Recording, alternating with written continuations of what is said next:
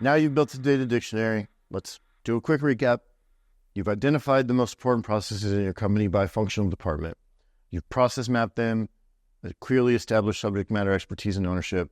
You understand how they happen. Then you've defined KPIs, which is how you measure success.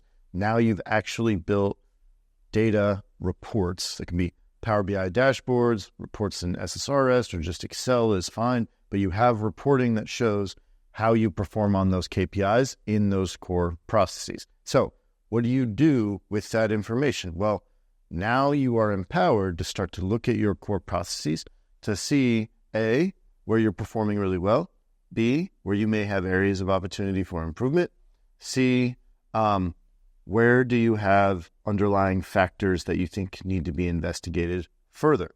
So as you look across the landscape and you look on a process by process basis, now you can start to identify those areas of opportunity. And the next thing that you want to do is start to understand the next level of granularity, right? So let's take a production process that uses lead time as a KPI as a very simple example.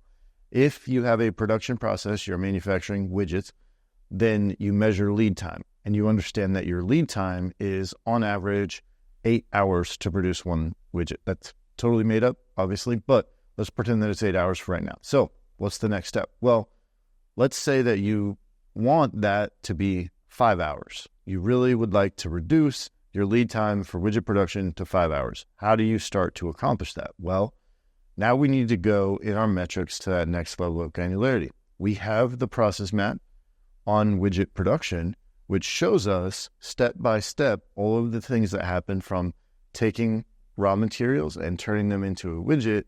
There are 7, 8, 9, 10, however many steps along the way. So now we want to go more granular with our lead time KPI, and we want to break that down by each step in the process. So we can say, on average, we spend 30 minutes in raw material assembly, and then we spend, 45 minutes in this step and an hour and a half in this step. Because then what you can start to identify is how is that 8 hours distributed across the different steps in your process. Then which steps in the process take the most time? Because if you want to decrease that process, the best way that you can do it is by identifying the steps where the most amount of time is taken and diving in deeper there, because that's where you have the most opportunity to shave time off of your overall lead time. So this is root cause analysis and getting more granular and identifying inside of each process where the underlying pieces of that process are that exist the most variability that will give you an opportunity to improve your performance on that KPI. So once you've identified those places where you want to look deeper, the next step, and we're going to talk about this in our next video, is how do we create a level of standardization and best practices that are going to optimize the performance within those individual steps of a process that have the most opportunity to improve our performance. One of the most common and most effective ways of doing that is by implementing standard operating procedures to standardize that process. We're going to talk about that in our next video.